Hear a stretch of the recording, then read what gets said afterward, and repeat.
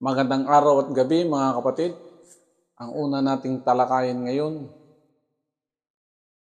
unang sulat sa Henesis sa Old Testament.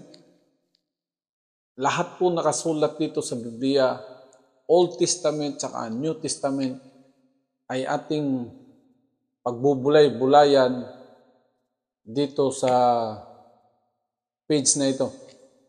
Ang karugtong kahapon.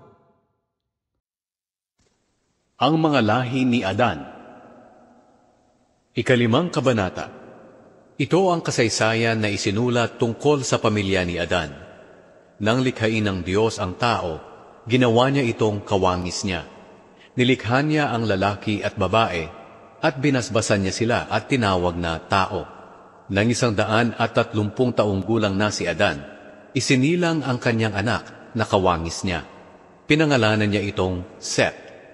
Matapos isilang si Seth, nabuhay pa si Adan ng 800 taon at nadagdagan pa ang mga anak niya.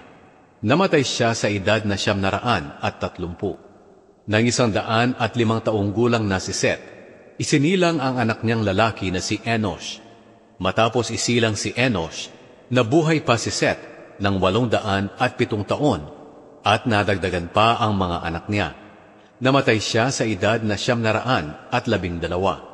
Nang 70 taong gulang na si Enosh, isinilang ang anak niyang lalaki na si Kenan. Matapos isilang si Kenan, nabuhay pa si Enosh ng 815 taon at nadagdagan pa ang mga anak niya.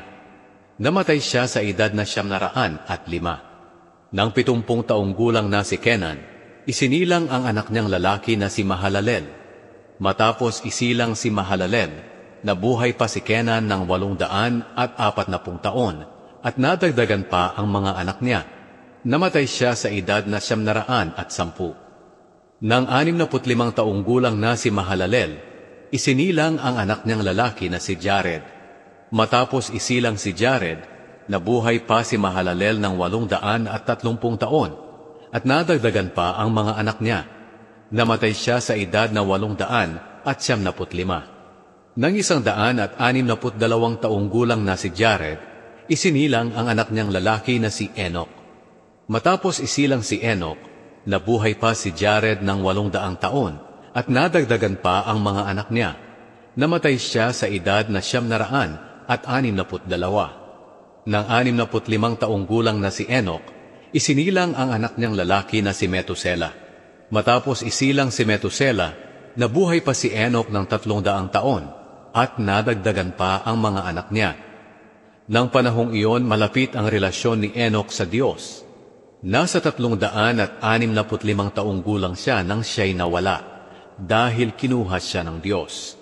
Nang 187 taong gulang na si Metusela, isinilang ang anak niyang lalaki na si Lamech.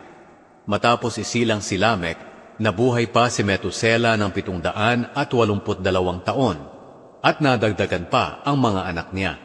Namatay siya sa edad na 969. Nang 182 taong gulang na si Lamech, isinilang ang isa niyang anak na lalaki. Sinabi niya, "Ang anak kong ito ay makakatulong sa mga kahirapan natin dahil sa pagsumpa ng Panginoon sa lupa. Kaya papangalanan ko siyang Noe." Matapos isilang si Noe, nabuhay pa si Lamech ng 575 taon at nadagdagan pa ang mga anak niya. Namatay siya sa edad na 777. Nang 500 taong gulang na si Noe, isinilang ang mga anak niyang lalaki na sina Shem, Ham at Japhet. Salamat sa Diyos sa magandang balita sa araw na ito. Hinihikayat ko kayong lahat manood at makinig sa kasaysayan at sa katotohanan sa nakasulat sa banal na aklat. Araw-araw akong magbibigay ng sinasalaysay at pagbubulay-bulay kaugnay sa ating buhay. Pagkaloob ng Diyos, bukas, sa ganitong oras, sa susunod na kabanata. Hanggang sa muli, bye-bye. God bless us.